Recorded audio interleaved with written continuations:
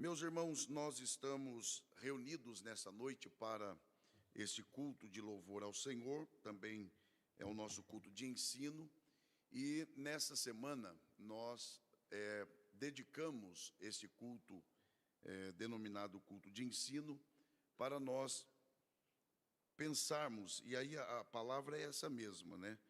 Pensarmos um pouco sobre um dos principais acontecimentos da história, não só da história da igreja, mas da história da humanidade. E eu tenho pensado bastante sobre isto, sobre o perigo que nós corremos, às vezes, de negligenciarmos momentos como estes. Às vezes nós corremos o risco de banalizarmos algumas datas, esquecermos de algumas datas, e esta é uma das que nós não podemos cometer o erro de deixar passar despercebido, pois a Reforma Protestante, que é comemorada no dia 31 de outubro, e nós devemos lembrar sempre deste momento que marca um novo tempo para a história da humanidade, em especial a história da igreja. E, à medida que nós formos meditando um pouco sobre este importante acontecimento, nós veremos que, de uma forma muito significativa, nós, como pentecostais, somos profundamente influenciados pela Reforma Protestante. E, por isso, devemos dedicar um tempo, ainda que pequeno, é verdade, diante da grandeza deste acontecimento, mas devemos dedicar um tempo para pensarmos a respeito, orarmos agradecendo a Deus por tudo que Ele fez através de homens que trabalharam pela Reforma Protestante, e também orarmos para que Deus sustente a sua igreja e promova um avivamento que nós tanto carecemos nos tempos atuais. E eu quero apenas explicar aos irmãos como nós pretendemos fazer isto hoje. É um desafio para mim, primeiro por causa da importância do assunto, segundo pelos muitos assuntos que envolvem a Reforma Protestante, e também porque eu confesso aos irmãos que tenho muita, mas muita dificuldade em resumir os assuntos que eu tenho para falar. Mas eu vou trabalhar aqui, vou me dedicar e me esforçar para usar de 30 a 40 minutos para falar um pouco sobre a Reforma Protestante, e nós vamos dedicar alguns minutos para que os irmãos, as irmãs, aqueles que desejarem no final, fazer alguma pergunta. Eu só quero incentivá-los a não perderem esta oportunidade. Esse é o momento que nós estamos dedicando a isto mesmo. Então, se você tem alguma dúvida, se à medida que nós formos falando sobre o assunto, surgir aí alguma pergunta, alguma dúvida, você pode se preparar para que, ao final, no momento em que nós abrirmos para esse momento, você, então, formule a sua pergunta e, em alguma medida, nós tentaremos responder. Se não conseguirmos responder hoje, depois, em outro momento, nós traremos a resposta à pergunta. Mas eu gostaria de verdade que os irmãos aproveitassem este momento e nós, então, formulássemos as perguntas que assim, porventura, surgirem. Nós leremos 2 versículos da palavra de Deus na carta de Paulo aos Romanos. Quando você encontrar esta carta, localize aí, por favor, o capítulo de número 1. Aliás, a carta aos Romanos, ela, conforme já foi lida aqui, parte do capítulo 3, e outros capítulos, como no próprio capítulo 10, no próprio capítulo 15, e outros capítulos, o capítulo 5, a carta aos Romanos é uma carta que tem e fornece muitos versículos que apontam para aquilo que fundamentou parte do movimento da Reforma Protestante. E nós leremos, nesse momento, Romanos capítulo 1, versículos 16 e 17. Romanos capítulo 1, versículos 16 e 17. Os irmãos que encontraram, por favor, digam amém. A palavra do Senhor diz assim: porque não me envergonho do evangelho de Cristo, pois é o poder de Deus para a salvação de todo aquele que crê, primeiro do judeu e também do grego, porque nele se descobre a justiça de Deus de fé em fé, como está escrito: mas o justo viverá da fé. E os que podem, digam amém. Muito obrigado, e que Deus, por sua graça, mais uma vez, abençoe a exposição de sua palavra. Então eu preparei, espero que dê para os irmãos acompanharem, e depois também os que desejarem podem solicitar, que nós vamos disponibilizar esses slides aí para que os irmãos possam consultá-los quando assim desejarem. Então, em primeiro lugar, aí constam os nossos objetivos nesta oportunidade. Então, em primeiro lugar, nós temos como objetivo identificar os fundamentos ou as bases que serviram como fundamento para a reforma protestante. Porque a reforma protestante, ela não foi um acontecimento que surgiu repentinamente, não foi algo inesperado, não foi algo que surgiu assim circunstancialmente ou sem que as pessoas desejassem, esperassem. Pelo contrário, ao longo de um bom tempo, as bases para a reforma protestante, elas foram sendo lançadas, e a compreensão, ou pelo menos uma boa e rápida e simples compreensão da reforma protestante, depende, é claro, de nós identificarmos estas bases, ou aquilo que antecedeu a reforma protestante. Então, o nosso primeiro objetivo aqui hoje é identificar, conhecer e destacar estas bases fundamentais que prepararam o caminho e que estruturaram, serviram como uma espécie de estrutura para a construção do edifício chamado Reforma Protestante. Em segundo lugar, nós também temos como objetivo nessa oportunidade identificar aquilo que motivou a Reforma Protestante. A Reforma Protestante, ela foi fruto de anseios, ela foi fruto de desejos, ela foi fruto de motivações de algumas pessoas, e não só de algumas pessoas, mas de um tempo como um todo. A Reforma Protestante, ela foi um desdobramento da história. Ela aconteceu em um momento importante da história, em um momento marcante da história, repito, não só da igreja, mas também da humanidade como um todo. Agora, o que foi que levou a Reforma Protestante a fazer o que fez, promover o que promoveu? Então, nós temos também, nesta oportunidade, o objetivo de identificarmos as motivações, os motivos, os anseios que conduziram, então, ao resultado aos resultados da Reforma Protestante. Em terceiro lugar, nós também temos como objetivo destacar aqui aqueles que são chamados de os protagonistas da Reforma Protestante, ou seja, quais são os principais personagens da Reforma Protestante. É claro que quando se pensa em Reforma Protestante, e se você olhar para esse banner que nós preparamos, a figura que aparece é sempre Martinho Lutero. Mas Lutero não foi uma voz uníssona. Lutero não foi alguém de carreira solo. Pelo contrário, além de homens e também mulheres, é claro, que vieram antes de Lutero, preparando o ambiente, lançando as bases, das quais nós já destacamos aqui, outros que também foram contemporâneos a Lutero, também contribuíram para a reforma, ou com a Reforma Protestante. Então, quais seriam os principais personagens ou os protagonistas da Reforma Protestante? É claro que uma constelação aí de verdadeiras estrelas de reformadores, nós precisamos destacar pelo menos três, e é o que nós faremos, ou pelo menos tentaremos fazer aqui nesta oportunidade, que são aqueles que, em alguma medida, tocam diretamente, ou seja, quer seja positiva ou até mesmo negativamente com a realidade do movimento pentecostal. Então, é nosso objetivo também identificar esses que são ou que foram os protagonistas, os principais personagens da reforma protestante.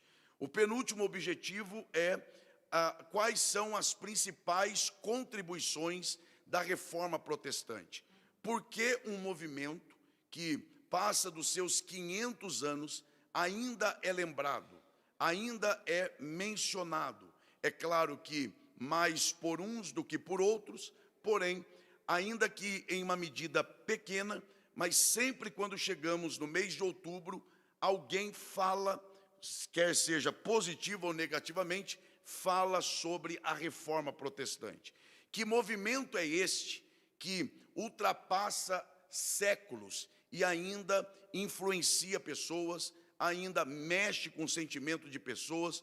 Quais são as contribuições desse movimento que fazem desse movimento um movimento tão duradouro? Então, nós temos também como objetivo aqui hoje identificar quais são as principais contribuições da reforma protestante. E, finalmente, também nós devemos, como sempre, trazer aquilo que mencionamos para a realidade atual. Qual é a relevância da reforma protestante para a igreja da atualidade? O que é que nós podemos aprender de bom ou de ruim, de positivo ou negativo, com a reforma protestante, de maneira a aplicarmos na realidade da igreja de hoje? E então, agora passando, nós temos aí a divisão dos assuntos, que eu procurei sintetizar o máximo. E aí nós temos aí, pelo menos, aliás, 5 pontos que nós devemos destacar, se queremos, de fato, entender um pouco, e é um pouco mesmo, sobre a reforma. Em primeiro lugar, nós precisamos nos lembrar a respeito daquilo que é chamado de pré-reforma.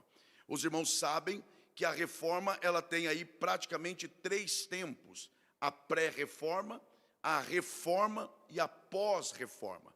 A pré-reforma, como é de se esperar, é aquilo que preparou o ambiente para que então a reforma protestante ocorresse. A reforma é o movimento em si, e a pós-reforma é não só os resultados da reforma, mas principalmente a reação por parte, principalmente da Igreja Católica, aos resultados da reforma protestante. Mas no nosso caso aqui hoje, nós vamos falar, ainda que de forma rápida, sobre o que é chamado de pré-reforma, aquilo que vem ou que veio antes do movimento em si da reforma protestante. Em segundo lugar, nós também falaremos sobre a reforma e os seus motivos.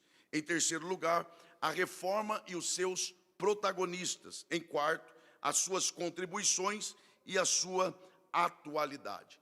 Para nós, então, avançarmos, aí nós temos o assunto ou o ponto da pré-reforma.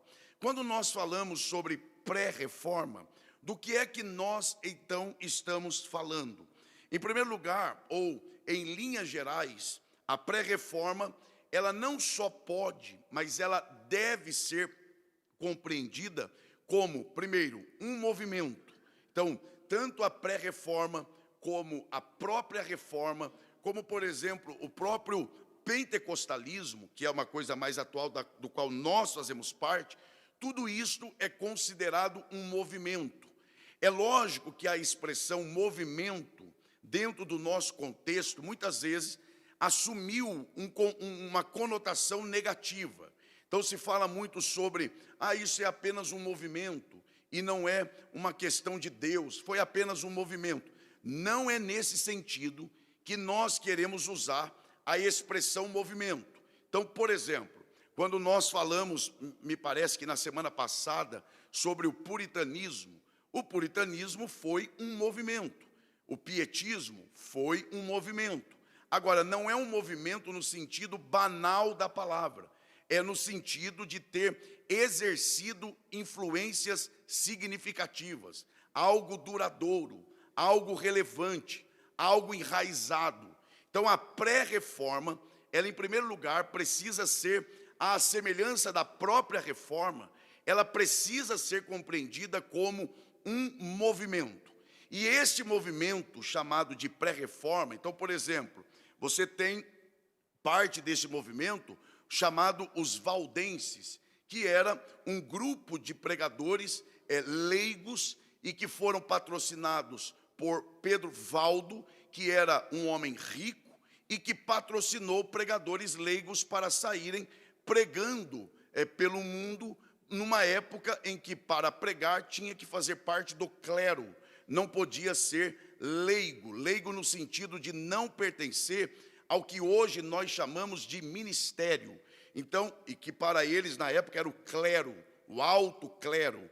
Então, esse já era um movimento pertencente ao movimento da pré-reforma, que já demonstrava o anseio do igualar, do oportunidade a todos, da mensagem para todos, da oportunidade a todos. Já era um movimento antecedendo a própria reforma.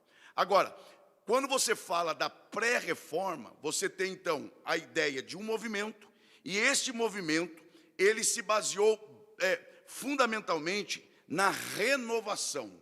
Então, se há uma expressão que define a pré-reforma, e claro, a própria reforma, é a expressão renovação. Agora, renovação de quê? Porque a expressão renovação, ela é uma expressão genérica, ela é uma expressão subjetiva. Quando você fala de renovação, você pode falar de renovação sobre vários aspectos. Como nós estamos falando de algo que é histórico, então a pré-reforma, ela foi um movimento de renovação em que aspecto? Em dois aspectos, basicamente. Primeiro, ela foi um movimento de renovação religiosa. Então, a pré-reforma, ela surgiu dentro do contexto religioso da época. E, em segundo lugar, também no aspecto moral. Este movimento, que baseou-se numa renovação religiosa e moral, aconteceu entre os séculos 14 e 15. Então, quando nós olhamos para a história, é dentro desses dois séculos, 14 e 15, que surgem, então, acontecimentos que depois, é claro que isso não é chamado de pré-reforma enquanto está acontecendo, até porque só pode chamar de pré a partir daquilo que aconteceu, é lógico. Então, pré-reforma, esse termo surgiu depois do quê? Da própria reforma, porque são acontecimentos que antecederam ao grande acontecimento e que marcaram identidades ou semelhança entre os acontecimentos. Este movimento chamado de pré-reforma ocorreu dentro dos séculos 14 e 15 e basicamente ou principalmente com fortes críticas à Igreja Católica, principalmente nos seguintes aspectos. Primeiro, a sua institucionalização, ou seja, o enrijecimento da instituição, o abandono do fervor, o abandono da essência cristã. Então, um grupo começa a ansiar, não pelo fim da instituição, não pela destruição da instituição, mas pelo retorno à essência da instituição. Nem a pré-reforma, muito menos a reforma, visou ou visaram a destituição da igreja, a destruição da igreja.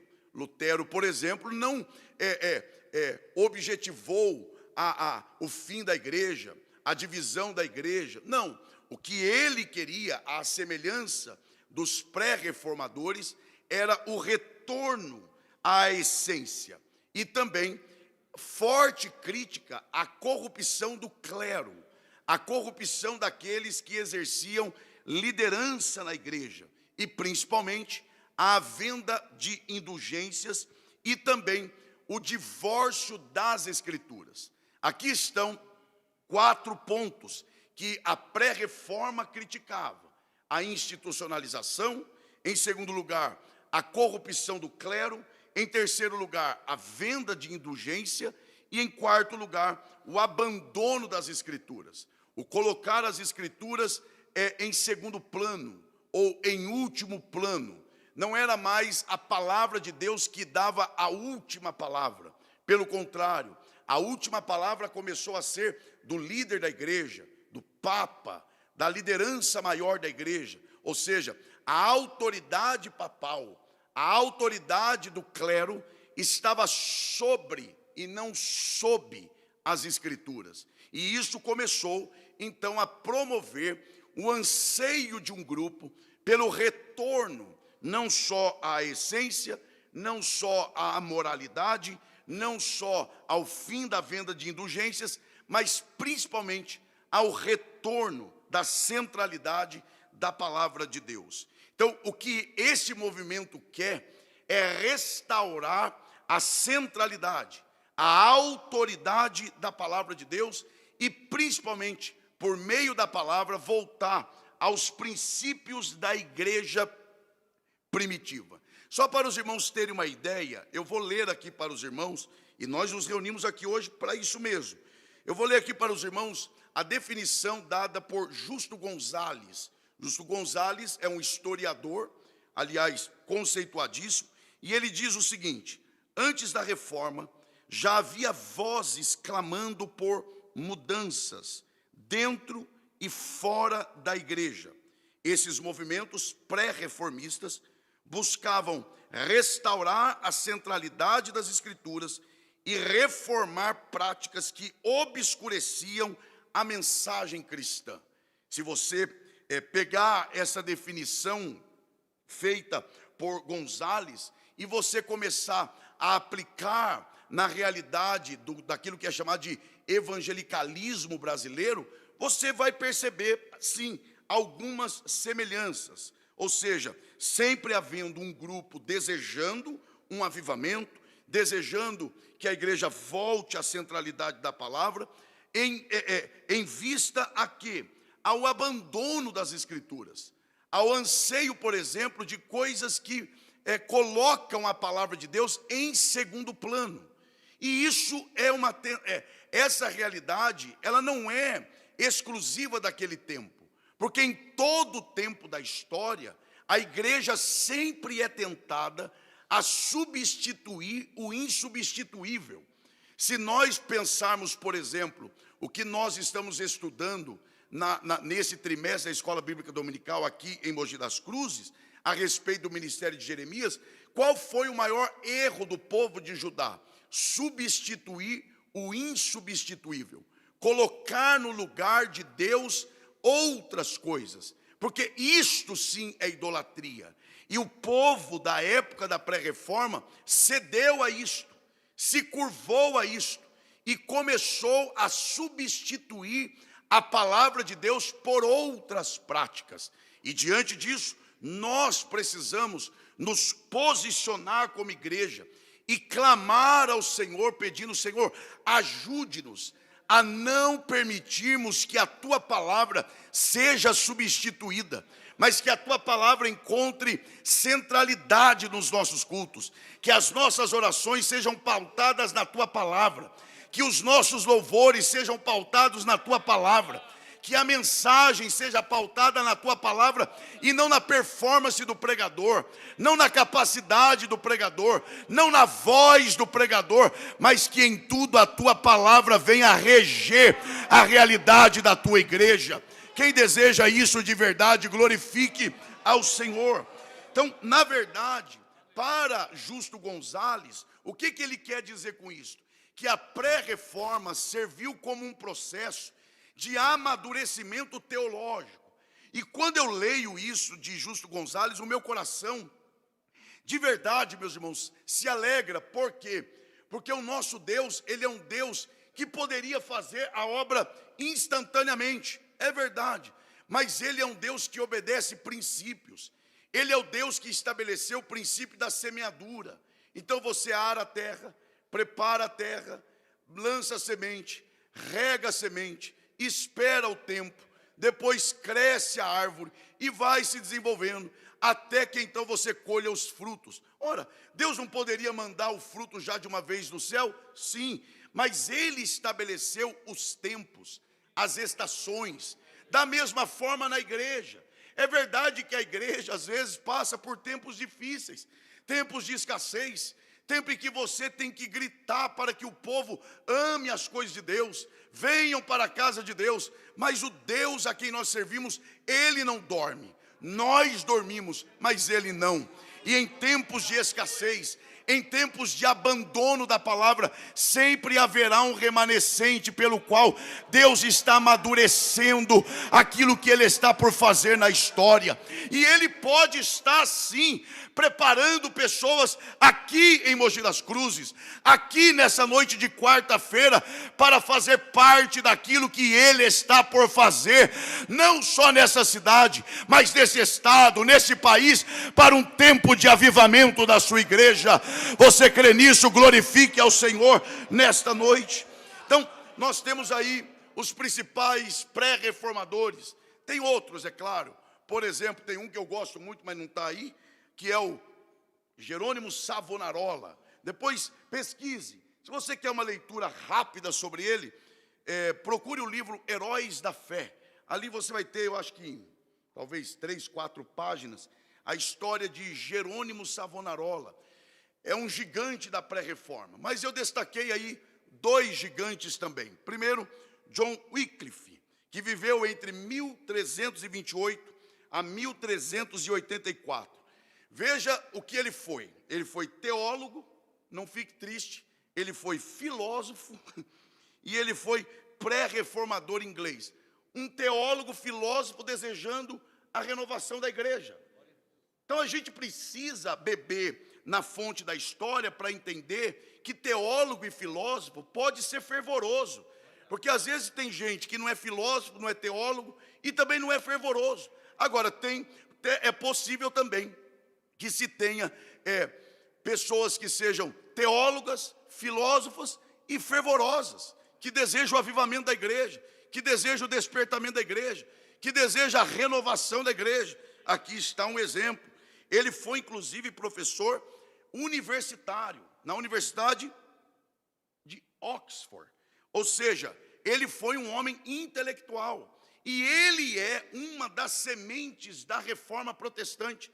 Ele é uma das vozes que se levantou contra a institucionalização da igreja, contra a frieza espiritual da igreja, contra o enrijecimento da igreja.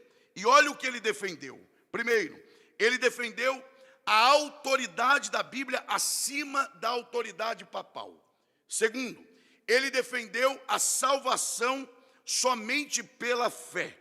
Terceiro, ele também destacou que a verdadeira igreja não é formada de pessoas apenas que participam da ceia, que apenas são membros ativos. Não, para ele, a igreja é formada por pessoas espirituais, porque a igreja é, para ele, espiritual.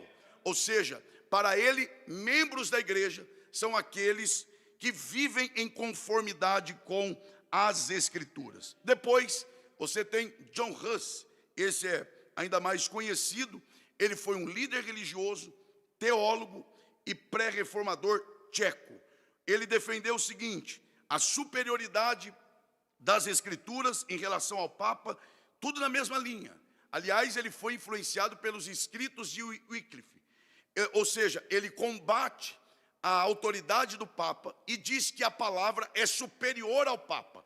E não é superior só ao Papa, é superior ao Papa, é superior ao padre, é superior ao pastor, é superior ao profeta, é superior a quem tem dom espiritual, é superior a quem quer que seja, é superior a mim, é superior a você. Semana passada eu falei, se um dia Deus me guarde, eu começar a agir aqui como se a última palavra fosse minha, todos têm que se submeter a mim, se um dia eu começar com isso, Deus me guarde, podem me entregar, porque aqui a última palavra não é de pastor, a última palavra aqui é da palavra de Deus, é das Escrituras.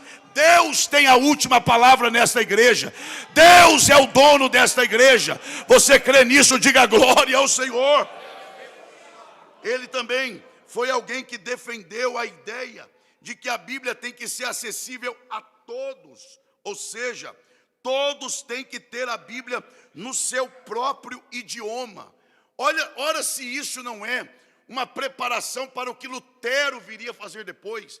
Então ele já está entre o século 14 e 15, defendendo a ideia de que cada povo tem que ter a Bíblia no seu próprio idioma. Isto é um homem à frente de seu tempo, é um homem que pensa acima do seu tempo. Deus sempre contou com homens à frente de seu tempo. Eu tenho liberdade do Espírito para profetizar a palavra de Deus nessa noite. Deus pode te dar uma visão à frente de seu tempo. Deus pode abrir a tua mente e você ter uma iluminação de Deus para abençoar não só esta geração, mas a geração que ainda virá. Deus ainda conta com homens e mulheres que pensam à frente de seu tempo. Ele também dizia que a igreja de Cristo é formada por crentes fiéis e que a salvação vem somente pela fé. Agora, para nós adiantarmos, a reforma e seus motivos. Ali estão alguns motivos. Então nós percebemos que a reforma, ela surge em um contexto de crescente insatisfação com a corrupção e o luxo no clero. Então isso começa a incomodar um grupo em que o clero, o alto clero da igreja, vive no luxo, vive em corrupção. Nós temos também um período de fortalecimento do humanismo e que reclamava ou desejava um cristianismo mais bíblico.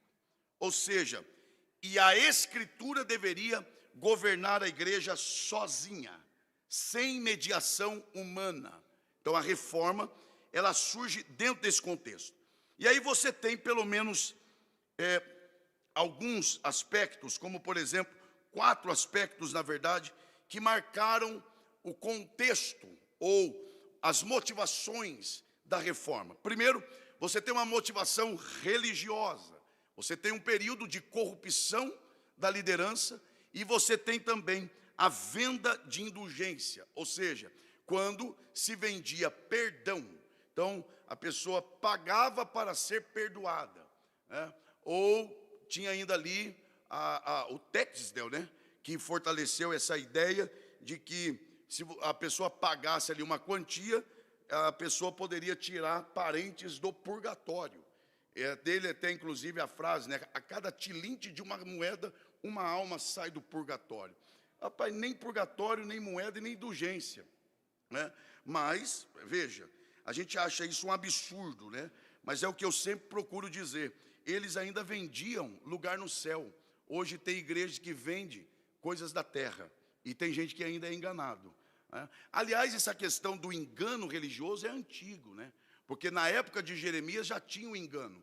Se você ler, por exemplo, Jeremias capítulo 5, lá tem um texto que é um dos textos que mais me assustam na Bíblia, porque Deus fala por Jeremias o seguinte, ele diz assim, os meus sacerdotes e os meus profetas andam de mãos dadas enganando o povo, e o meu povo gosta de ser enganado. Aí Deus levanta e diz assim, mas o que acontecerá quando o fim dessas coisas chegar?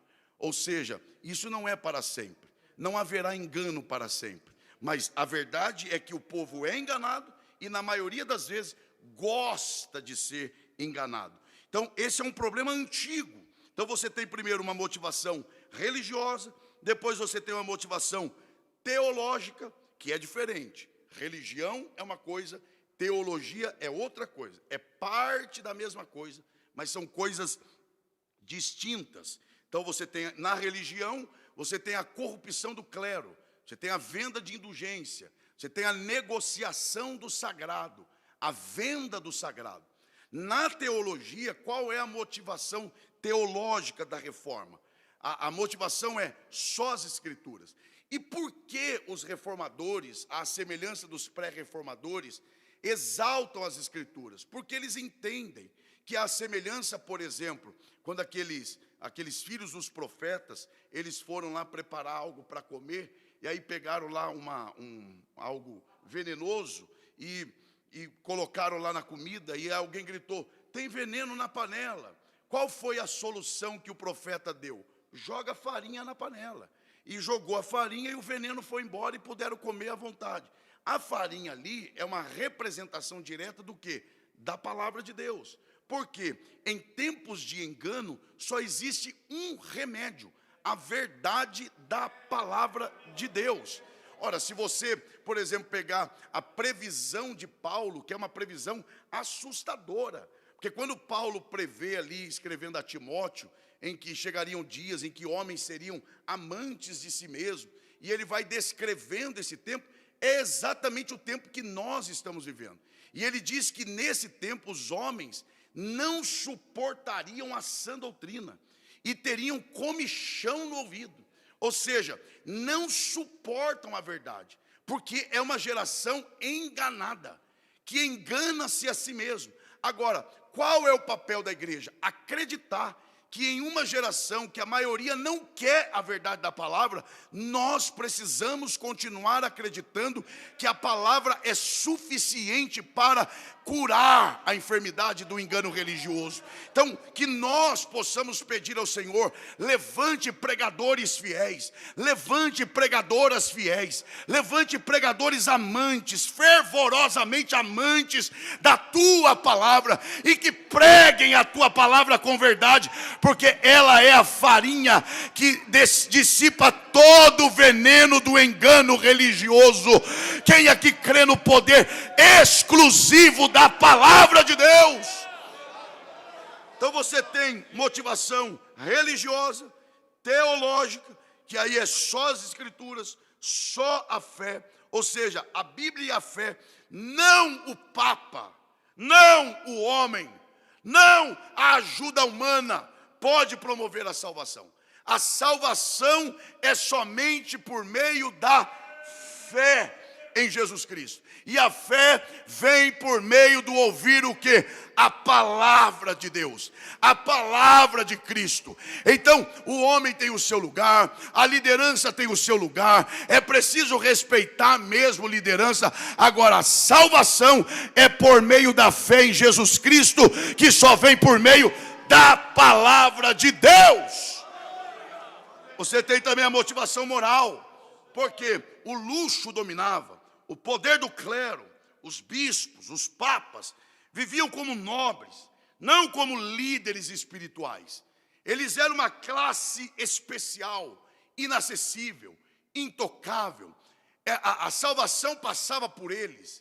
Eles detinham, claro, na mente deles, eles detinham o poder da chave do céu, que abre, fecha, abre. Quer ser salvo? Faça o que eu estou mandando, caso contrário. E aí começa o anseio. Mas não é só nesse sentido. Você tem também motivações políticas. E aí é um dado importante, interessante na verdade, porque reis, príncipes, desejavam o quê? O fortalecimento do Estado, o enfraquecimento da igreja, porque a igreja dominava sozinha. Então há também um interesse político, há também um movimento político. Não é à toa que foram os reis e os príncipes que bancaram financeiramente a reforma protestante. Então, se você lê a história, você vai perceber que nobres, reis, príncipes ajudaram Lutero, ajudaram Calvino, ajudaram Armínio no processo da reforma, porque politicamente para eles isso também era interessante. E você tem também uma motivação social, porque a Europa está sofrendo mudanças significativas. Você está aí no período do humanismo, do renascentismo, do iluminismo. Então você tem aí um acontecimento social. Então o que é que está acontecendo?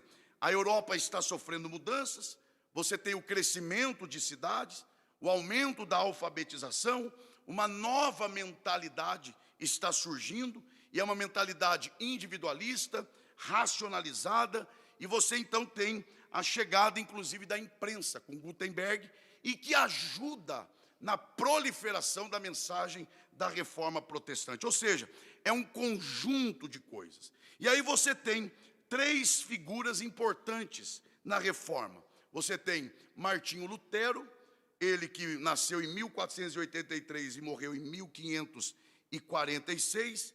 Ele foi um monge agostiniano, teólogo, professor alemão, e ele tem sido considerado o principal reformador. Não dá para a gente falar muita coisa, mas ele, em 1517, tornou públicas na igreja do castelo de Wittenberg, na Alemanha, as suas 95 teses, conhecidíssimas, e a partir dali, então, se difundiu a ideia da reforma protestante de forma oficial. O Papa Leão X, em 1521, excomungou Lutero. Livre agora, ele vai e casa com... Livre do celibato, tá? Livre agora, ele vai e casa com Catherine von Bora, que era uma freira, agora também abriu mão do celibato e casou com o ex-monge. Uma ex-freira, agora casada com o ex-monge. E tem até um livro muito bom chamado A Primeira Dama da Reforma, para as irmãs aí conhecerem um pouco mais sobre a história de Catherine von Bora. Ela olhou para Lutero e falou: vamos embora, varão. E ele rapidinho foi embora mesmo. Então, e as principais contribuições de Martim Lutero foram: primeiro, ele traduziu a Bíblia para a língua do povo dele. Então, numa época em que a Bíblia ela estava só no latim, pelo menos somente no latim, sem contar as línguas originais, o grego, o hebraico, mas no latim, para quê? Justamente para dificultar do povo ter acesso à Bíblia. Por isso que eu falo abertamente, eu sou a favor da democratização da interpretação da Bíblia. Às vezes eu sou mal interpretado, porque eu sou a favor de ensinar a igreja a interpretar a Bíblia, para que todos interpretem a Bíblia corretamente, na sua própria casa, individualmente. Então, Lutero, ele, para combater esse monopólio, que era aquilo que era chamado de a prisão da palavra de Deus, a cadeia da palavra de Deus que ficava restrita a um grupo, ele agora trabalha em um castelo escondido, porque estavam procurando capturá-lo, prendê-lo e fazer mal a ele, escondido por um príncipe. Ele, me parece que no prazo de 2 anos, traduziu, traduziu a Bíblia do latim para o alemão. Então, essa é uma das suas principais contribuições. Promoveu a reforma litúrgica e educacional na Europa, através da reforma protestante, e iniciou o movimento protestante. É dele as seguintes contribuições teológicas: primeiro, somente as Escrituras, ou sola Escritura; somente a fé, sola fide; somente a graça, solamente a gratia, e aí vai; somente Cristo, somente a Deus a glória. Ele também desenvolveu a ideia do sacerdócio universal dos crentes, ou seja, todos têm acesso a Deus. Não precisamos mais de papa, padre, pastor. Ah, pastor, então agora eu posso ficar em casa? Você pode, mas você vai ter problema. Eu não estou dizendo isso. Eu estou dizendo que não é mais necessário você entender que para você ter contato com Deus, você depende de outro homem. Não, você tem aí o seu acesso a Deus por meio de Jesus Cristo. Ele abriu o caminho para todos nós, para todos nós. Então, diante da verdade propagada na palavra e reacendida na reforma, todos nós somos iguais perante a Deus. O pastor, o evangelista, o membro, o diácono, todos nós somos membros do mesmo corpo e temos o mesmo valor diante de Deus. Ele também falou sobre a rejeição das indulgências e enfatizou a consciência individual. Depois você tem esse que tem sido aí alvo de muitas críticas, né? O João Calvino, que nasceu em 1509 e morreu em 1564, teólogo, jurista e reformador francês. Foi influenciado pelos escritos de Lutero, rompeu com a Igreja Católica e passou a defender os princípios reformistas. Sua principal obra foi As Institutas da Religião Cristã. Tem até uma brincadeira interessante sobre isso, porque se você pegar as Institutas de Calvino, você fica pensando como é que esse homem escreveu tanta coisa numa época sem recursos, né? Hoje você tem Google, você tem... meu irmão, você vai lá, dá um Google, vem as palavras, vem significado. Numa época, você pega ali milhares de páginas. Uma das razões é porque ele casou com uma mulher rica, né? Um dos seus amigos falou: ó, você quer ser escritor bem-sucedido? Eu quero. Então casa com uma mulher rica, porque aí você, não é que você não vai trabalhar, porque quem escreve também está trabalhando, mas você vai ser sustentado por ela, e aí você vive escrevendo. Ele falou: rapaz, é uma boa ideia. Aí ele encontrou uma viúva rica e falou: é por aqui que eu vou. E casou, a varoa bancou ele, igual a Joselma, ela me banca e eu trabalho. Muito bem. Então, é isso aí, é ele. Então, ele ficou refugiado em Genebra, organizou uma comunidade reformada. A ênfase de Calvino, esse é um grande problema, né? Porque as pessoas acham que Calvino é só o homem da predestinação. Claro que não. É lógico que ele desenvolveu, e não é nem ele que desenvolveu, na verdade ele sistematizou o pensamento de Agostinho, né? Porque o pensamento de Agostinho era muito complexo. O que ele fez? Ele sistematizou, simplificou e escreveu. É lógico que é ele o grande sistematizador da doutrina da eleição, da predestinação, da perseverança dos santos, que é aquela ideia de uma vez salvo, salvo para sempre. Mas aí é uma coisa que também a gente tinha que parar para conversar sobre isso, porque há muita coisa que não é verdade sobre ele. Também não estou defendendo ele, né? Mas também, meu irmão, a gente tem que ser honesto. Mas o ponto é o seguinte, que mais do que isso, ele contribuiu, por exemplo, com pensamento sobre a questão da disciplina na igreja. Esse é um assunto riquíssimo. Como é que nós, obreiros, devemos lidar com a disciplina na igreja? Então, por exemplo, a disciplina a um obreiro é a mesma que disciplinar um membro? Calvino entendia que não. Então, um pastor se disciplina como se disciplina um membro? Não. A ideia de Calvino sobre a disciplina era a seguinte, uma das ideias, ele dizia assim, que a disciplina tem que ser na mesma medida do escândalo. Ou seja, se ninguém soube, então a disciplina é aplicada sem que ninguém saiba. Agora, se todos souberam, a disciplina tem que ser aplicada para todos verem. Porque senão você aplica uma disciplina que ao invés de disciplinar, você mata. Então nós precisamos aprender com esses homens. É que a gente fecha os olhos, porque fica ouvindo o que não é para ouvir, e aí acha que a pessoa só escreveu sobre aquilo. Não, ele trabalhou a disciplina na igreja, ele trabalhou sobre política e igreja, ele trabalhou sobre a separação do Estado e da igreja, ele trabalhou a cultura do trabalho. Leia, não sobre eleição nem predestinação, pula essa parte, mas pula legal.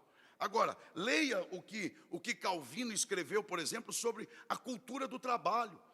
Você vai parar com esse negócio de dizer assim, eu quando chegar no céu, eu quero encontrar quem inventou o negócio do trabalho. Você vai ter que encontrar Deus, porque quem inventou o trabalho foi Deus, porque Deus gosta de trabalhar, né? Deus gosta de trabalhar. Se você encontrar alguém que não gosta de trabalhar, não é amigo de Deus, porque Deus é trabalhador. Jesus falou, meu pai trabalha até hoje, e eu que não sou filhinho de papai, também trabalho, né? Porque tem gente aí que vai trabalhar, meu irmão. A Sofia já tem falado, eu vou trabalhar ano que vem. Vai mesmo, vai. Esse dia ela passou perto de uma loja e falou assim, quem sabe o ano que vem eu trabalho nessa loja. Eu falei, vai mesmo, vai trabalhar. 14 anos de idade, vai trabalhar. A Joselma sempre fala, eu com 15 anos já trabalhava. 15 ou era 9? Não, 15, né? 15 anos já trabalhava. E é isso mesmo, coitado de mim, eu trabalho desde sempre, né? Eu sou um caso perdido, né? Eu nem entro na conta, meu irmão. Agora, a questão é, ele desenvolveu a cultura cristã do trabalho.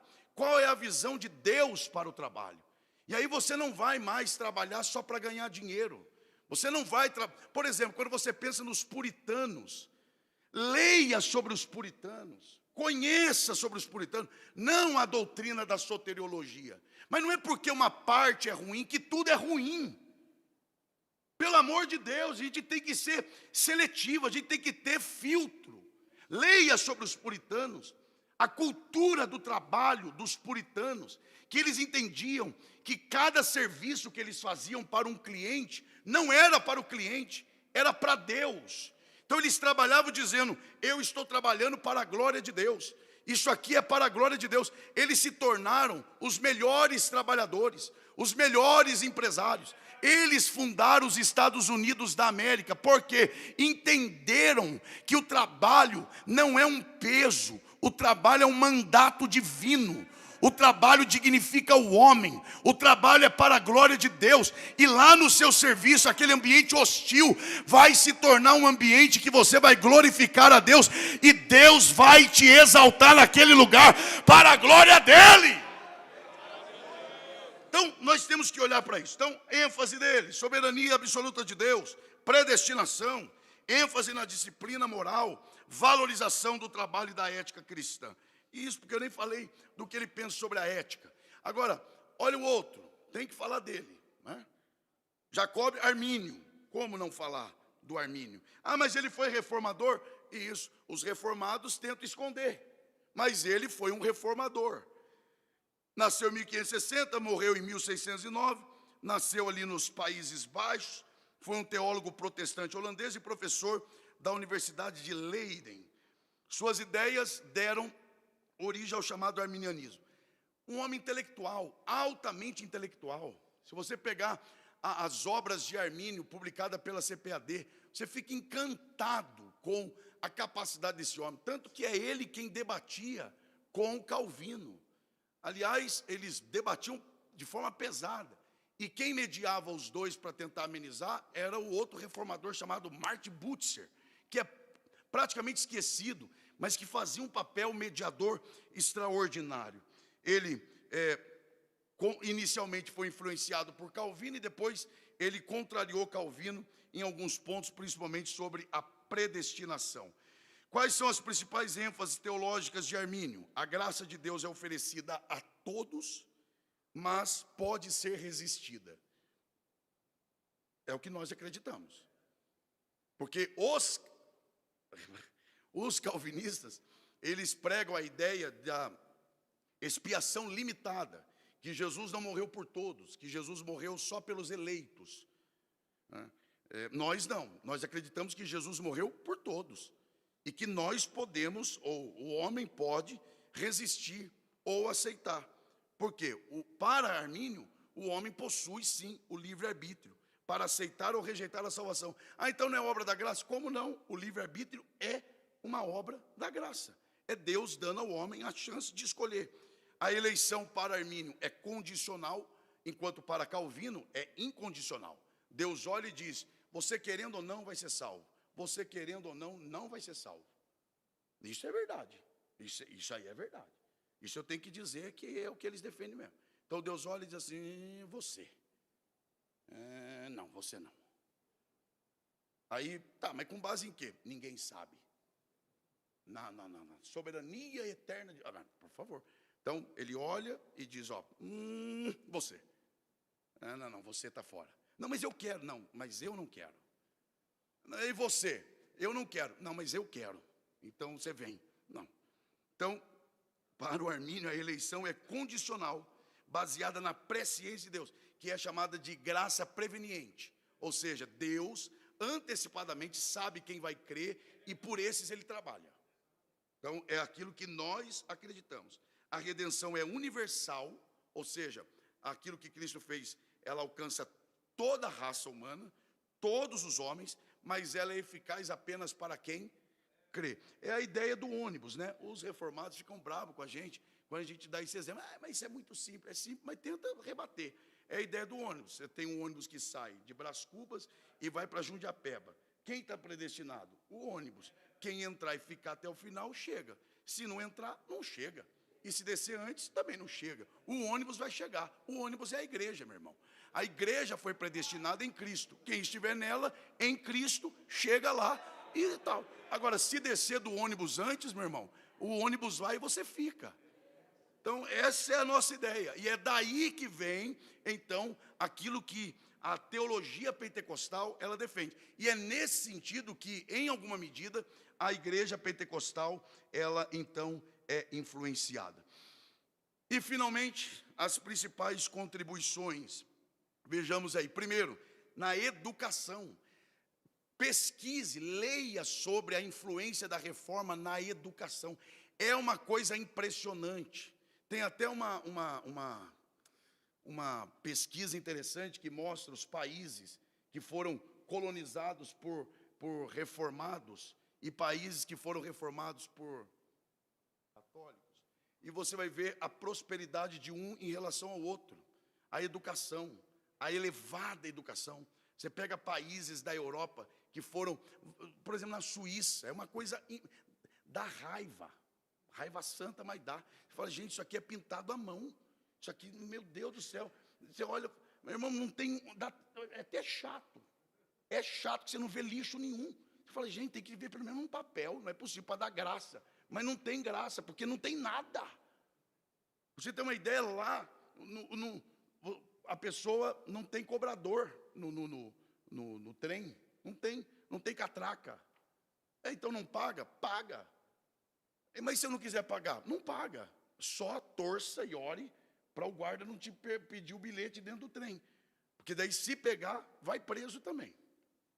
Agora, é a educação. É um país que foi educado pelos reformadores. Então, olha as contribuições na educação. Valorização da leitura e da alfabetização. Criação de escolas públicas. Educação para todos, inclusive para mulheres. Inclusive, numa época que mulher não podia estudar, a reforma vem e diz, não, a educação é para todos, inclusive para mulheres. Igualando as pessoas. A reforma dos currículos, os métodos de ensino, influência nas universidades. Olha agora na política, olha a influência na política. Separação entre igreja e Estado, fortalecimento dos Estados nacionais, valorização da consciência individual, porque cada um tem o direito de pensar. É o início da democracia. Conflitos e reorganização política da Europa, influência no pensamento político moderno. Ou seja, a democracia começa a surgir exatamente aqui. Então, o que hoje o povo fica aí falando, Estado democrático de direito, Estado democrático. Agora estão falando aí, vamos avaliar para ver se esse negócio, essa operação condiz com Estado democrático de direito. E esquece de falar que tudo isso nasceu de um movimento de Deus na história. Ou seja, se a igreja atentar, a igreja, por meio do poder de Deus, ela é capaz de mudar a história de uma cidade. Essa igreja, se nós despertarmos de verdade, Deus, através de nós, Ele pode mudar a história de Mogi das Cruzes. Na educação, na política, em todas as esferas.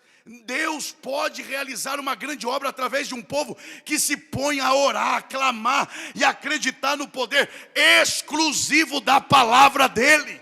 Você crê nisso? Diga glória a Deus. E aí você tem influências na igreja, que nós já falamos, na doutrina e em aspectos também espirituais. Ou seja, aí está basicamente um resumo, e eu falei mais que 30 minutos, um resumo da reforma protestante. Amém, meus irmãos? Bom, já são 8:55, vocês já me conhecem. Mas nós vamos abrir aqui para umas... Cadê o microfone? Umas 2 ou 3 perguntas, se alguém assim desejar. Alguém quer fazer alguma pergunta? Não? Aqui, pastor Moisés. Depois mais alguém já, para daí... Sim, pastor Moisés. Só vai devagar aí, tá? Tudo bem, pastor. Bem. Posso fazer 2, não? Pode. Pode. Se eu vou responder Pastor, outra coisa. a primeira é muito simples aí, né? Talvez é um equívoco aí da minha parte, ignorante que eu sou no assunto. Não. Mas é assim, pastor, falando que... Não sei se eu entendi direito, mas é uma discussão de João Calvino com Armino. Sim. Mas João Calvino, salvo se eu estou errado, a minha anotação está errada, morreu em 1564. E Armino nasceu em 1560. A diferença seria de 4 anos aí. A ideia, desculpa, talvez eu me coloquei de forma equivocada. A ideia, porque assim, ele tem os seguidores. Então, por exemplo, quando Armínio morre, após a sua morte, tem os seus seguidores. Ocorre, inclusive, aquilo que é chamado de o Sínodo de Dort, que foi uma discussão dos seguidores de Armínio com os seguidores de Calvino, e que os calvinistas consideraram os arminianos como heréticos, mas ambos já tinham morrido. Então, na verdade, possivelmente, aliás, com certeza eu me coloquei, Eu coloquei mal aqui. Na verdade, é conflito das ideias dos grupos que seguiram. Então, é isso aí, tá bom? Obrigado. É isso. E a segunda? Não, a segunda o senhor me disse também que é muito, as ideias da reforma é muito parecida com os que nós vivemos hoje, com a situação de moralismo, com a situação de alguns liderança muito ricos e outros muito pobres. O senhor diria que poderia haver uma nova reforma através da palavra, como o senhor disse? Claro. Tem uma frase, igreja reformada sempre reformando. Então, a reforma, assim como teve o processo da pré-reforma, a reforma, ela sempre está em constante reforma. Porque, veja, é igual quando se fala assim, a gente tem que falar abertamente, né? Fala assim, pastor ladrão. Não existe pastor ladrão. Existe ladrão que se apresenta como pastor. A gente tem que inverter isso. E nós, como crentes, devemos ser os principais a não aceitar isso. Por exemplo, o nosso pastor merece um título desse? Não. Não. Aqui, alguém merece? Não. Agora, que existem pessoas que são maldosas, malandras e que se vestem, sim. Porque esse é um problema da raça humana. O engano, o travestir-se de falsa espiritualidade. Então, esse é um problema da raça humana caída. Tá? Então, o problema não é a igreja. O problema não é a igreja. Tá? A igreja está cheia de problemas. Não, não é a igreja. As pessoas que compõem a igreja. Dentre as quais nós fazemos parte. Então, se a igreja não é boa, é porque nós não estamos sendo bons. Porque a igreja, ela é feita por nós. Então, o erro se repete? Sim, mas ele se repete por quê? Por causa da igreja? Não, se repete por causa do homem. Porque a inclinação para o luxo, a inclinação para a riqueza, a inclinação para a injustiça social, como o senhor diz, enquanto uns têm muito, outros têm pouco. Esse é um problema que assola a humanidade, e Jesus, inclusive, falou sobre isso, sobre os pobres. Esse é um problema estabelecido. Agora, o que a igreja tem de fazer? Parar, como numa noite como esta, e refletir e pedir que Deus reacenda a chama, que Ele faça de novo, que Ele levante pessoas para que, corajosa, mas respeitosamente, pregue a verdade. Martinho Lutero não foi perseguido por desrespeitar a liderança. Não, ele foi perseguido porque ele pregou a verdade. Pregou a verdade. Então, ele mesmo dizia sobre a consciência dele, minha consciência é limpa. E eu não vou trabalhar contra a minha consciência. Então, é um problema que se estabelece, não só de hoje. Se nós pegarmos o Antigo Testamento, está lá, os sacerdotes, os profetas. Mas não era só os sacerdotes e os profetas, o povo também era. O povo também. É lógico que o povo acaba sendo induzido, mas o ponto é, o problema se repete, sim, por causa da igreja? Não. Por causa de quem? Dos homens. Então, enquanto há alguns que enveredam por um caminho ruim, precisamos orar para que Deus, a começar de nós, Ele então levante pessoas para minimamente orar e promover a difusão da palavra, para que por meio da oração e da palavra, a pregação verdadeira, que são os dois catalisadores do avivamento, Deus então envia um avivamento e reforme a igreja, se é que ela está precisando. Então, eu diria isso aí, tá bom? Sim. Pastor Fábio, só... Sim. Ele falou assim, em caso de uma reforma, o evangelho É o padrão. Falta ensinadores que vai dotar e criar na pessoa a mente, o ensinamento. Eu me colocando assim, para o senhor continuar a falar para nós aí, tirar isso aí. O Evangelho é um modelo. Está precisando de pessoas que interpretem, revelado por Deus e... É o padrão. E tem que ser pregado. Por isso nós lemos aqui no início que o Evangelho é o poder de Deus. Agora, é lógico que a pregação do Evangelho, em um tempo de conflitos, por exemplo, nós vivemos uma era polarizada. Tudo hoje polariza, tudo, meu irmão. Rapaz, você fala gente, é tudo. Fala de quê? De lanchonete. Vai discutir, é esquerdista, é direitista, tudo, meu irmão, tudo. Não tem trégua. Não há quem entre ali e fala, gente, pelo amor de Deus, existe vida fora disso. E crente entrando na história. Por exemplo, o problema do Rio de Janeiro. Você acha que aquilo lá é problema de ideologia? Aquilo é um problema da sociedade. Aquilo é um problema enraizado, é um problema do pecado. E a igreja, às vezes, caindo na ideia de é o governo, é o fulano, não pode. A questão é, o que a igreja pode fazer por isso? Dobrar o joelho, orar, para Deus ter misericórdia. Eu não tenho uma solução para aquilo. Quem é que tem? Então, o que resta? Vamos cair de joelho e orar, e não ficar discutindo. Então, em um tempo de polarização, de briga, de tensionamento, o Evangelho deve ser pregado, mas a igreja também ela tem que promover encontros como esse para a consciência de que nós precisamos clamar a Deus que Ele visite a nossa nação, que Ele visite esse país, que Ele dê trégua para o nosso povo, traga paz aos corações. E só o Evangelho, como o pastor Paulo tem dito, só o Evangelho tem esse modelo. Pastor, a paz do Senhor, paz do Senhor, irmãos. Pode, senhor. Até o século XV, né, século XIV, século XV, após o surgimento da igreja primitiva e tal, a expressão oficial da igreja cristã era a igreja católica, até esse momento, certo?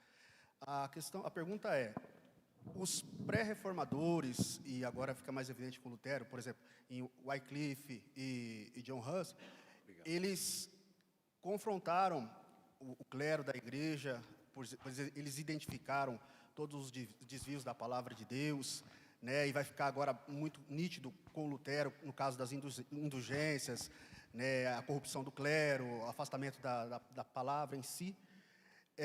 A pergunta é, pastor, eles não desejaram em momento algum acabar com a Constituição. Pelo que o senhor falou, eles lutaram para que a instituição ela continuasse, ela ficasse de pé, mas se voltasse às Escrituras. Esse rompimento, então, ele vai se dar a partir de Lutero, né, que vai vir a igreja luterana, depois... Oficialmente, né? Depois vem a luterana, depois a presbiteriana, a wesleyana e o movimento pentecostal, enfim. Isso. É isso mesmo? É exatamente isso. Porque, na verdade, originalmente falando, a ideia não era o rompimento. Até porque eles são homens da igreja. Eles são ouvidos justamente porque eles são homens da igreja. Eles são homens do púlpito. Eles são homens das universidades. Eles são homens dos debates. Então, Deus usa John Wycliffe, por exemplo, dentro da Universidade de Oxford. Não é à toa que Deus mira em Wycliffe. Não é à toa. É um homem que está falando dentro da Universidade de Oxford. É um filósofo, é um formador de opinião. É um estudioso, é alguém que vive para aquilo. Então Deus mira nele e fala, é ele. Encontra um coração quebrantado, fervoroso, bem intencionado e levanta. Por quê? Porque se fosse diferente, ninguém pararia para ouvir. Quem está falando? John Wycliffe. Opa, peraí, o que esse homem tem para falar? John Hus, Lutero, Calvino, digno de ser ouvido. E digno por quê? Conquistou isso. Conquistou. Buscou, se dedicou. Então, mas eles são homens da igreja, que vivem para a igreja e que amam a igreja. E eles não querem o mal da igreja, pelo contrário, eles querem o bem da igreja, o fortalecimento da igreja, e que a igreja volte às suas raízes, lá da igreja primitiva. Agora, não é que eles promoveram o rompimento, é que o povo da época, em especial a liderança, não estava pronta para aquilo. E aí não teve outra saída a não ser esse rompimento. Gente, pelo amor de Deus, é só nós lembrarmos da história da própria Assembleia de Deus. A Assembleia de Deus, ela nasce justamente de uma situação em que não tinha mais como caminhar junto. Não é? O Daniel Berg e o Neville chegam em Belém do Pará, eles procuram o quê? Abrir um salão? Não.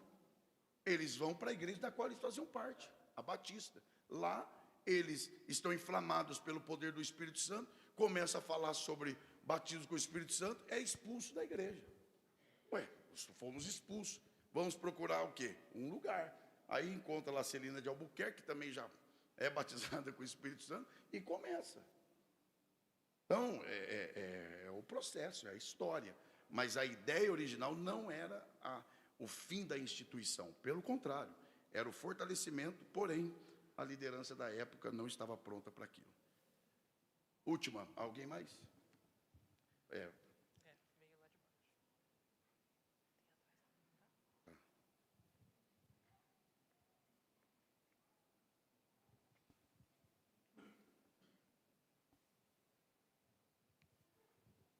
Tá. Devido à falta de moralidade, o abuso do poder, a avareza, a corrupção e todo tipo de desvio comuns na Igreja Católica na Europa, os valdenses foram queimados vivos por serem adeptos ao pré-reformismo. Sim, não todos, mas é um acontecimento que se deu, até porque era um grupo, é um acontecimento que se deu. Agora, muito bem colocado, eu não sei quem mandou isso aqui, muito bem colocado, porque essa atitude de seja queimar vivo, matar, perseguir, cercear, enfim, seja o que for, a raiz dessas ações maldosas é, de fato, falta de moral, abuso de poder, avareza, corrupção e todo tipo de desvio comuns. Da igreja? Não, de seres humanos. Você pega, mais uma vez, a lição que nós estamos estudando na escola dominical. O povo, além de rejeitar a mensagem de Jeremias, ainda prendia Jeremias, fazia mal a Jeremias, maltratava Jeremias. Ué, da onde vem isso? Da igreja? Do judaísmo? Não. Da onde vem isso? Da maldade do homem. Então, é a motivação. A liderança, parte da liderança da igreja na época, percebe o enfraquecimento, vê em risco o seu poder, perdeu o poder, perde o dinheiro, perde o luxo, perdeu o luxo, perde o controle sobre as pessoas. O que a gente faz com um grupo que está se opondo a nós? Vamos perseguir. Então, é exatamente isso aqui. Então, esse é o problema, e foi nesse sentido que tanto a pré-reforma como a própria reforma trabalhou contra. Agora, irmãos, eu acho que cabe aqui uma palavra da minha parte sobre isto. Nós não podemos pensar que esse é um problema da igreja, ok? Esse é um problema de seres humanos, porque nós, às vezes, somos inclinados a dizer: a igreja é cheia de problema, eu vou abandonar a igreja porque eu me decepcionei com a igreja. Como assim se decepcionou com a igreja? Como assim? Eu não vou mais na igreja porque esses dias eu ouvi uma história, estou tentando lembrar aqui de quem, o pastor Mariano, eu tomando café com ele domingo de manhã, ele me contando, não sei se o senhor estava lá na hora, ele contando que uma pessoa, uma família inteira lá em Apiaí, onde eles estão, ele e a irmã Madalena, está fora da igreja, porque uma pessoa, membro da família, por dizer que se decepcionou com a igreja, foi lá e se matou. O que a igreja tem a ver com isso? Se você for aprofundar mesmo o assunto, você vai ver que o problema da pessoa não era a igreja. Mas é muito fácil pegar e atribuir a culpa à igreja. Então a igreja me decepcionou. Meu irmão, se eu fosse levar em conta a igreja me decepcionar, eu estava morto. A igreja é feita de pessoas. A igreja é pura, a igreja é santa, a igreja é de Deus. Agora, é claro que dentro da igreja tem pessoas que estão em processo, assim como eu e você. Agora, não podemos incorrer no erro grave de generalizar e atribuir à igreja aquilo que é de responsabilidade de um indivíduo, de uma pessoa. Amém, meus irmãos? Então, essa liderança que fazia mal, ou alguma liderança que possa fazer mal hoje, não representa a igreja, representa a si mesmo. Deflagra uma maldade do coração dessa pessoa e não da igreja em si. Amém, meus irmãos? Muito bem. Deus abençoe.